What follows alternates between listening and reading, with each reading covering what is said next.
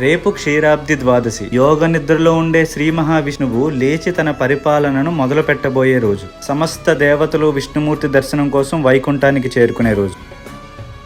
శాంతాకారం భుజగశయనం పద్మనాభం సురేశం. శాంతాకారం అంటే ప్రశాంతమైన వదనంతో ఉండేవాడు. భుజగశయనం ఆదిశేషువు అనే సర్పంపై పవళించేవాడు. పద్మనాభం ఎవరి నాభి నుంచైతే పద్మము పుట్టిందో ఆయన పద్మనాభుడు, ఆయనే విష్ణుమూర్తి. సురేశం అంటే దేవతలందరికీ అధిపతి అయిన వాడు శ్రీ మహావిష్ణువు. విశ్వాకారం గగన సదృశం మేఘవర్ణం శుభాంగం. విశ్వాకారం అంటే విశ్వమంతా వ్యాప్తి చెంది ఉండినవాడు, ఆ విశ్వాన్నే పరిపాలించేవాడు. గగన సదృశం, గగనం అంటే ఆకాశం, ఆకాశానికి సమానమైన వాడు అంటే ఎంతున్నాడో చెప్పడానికి వీలు లేనంతగా ప్రతి అణువులో వ్యాపించి ఉన్నవాడు. మేఘవర్ణం శుభాంగం, మేఘవర్ణం అంటే మేఘముల రంగులో ఉండేవాడు. శుభాంగం అందమైన శరీరాకృతి గలవాడు. లక్ష్మీకాంతం కమలనయనం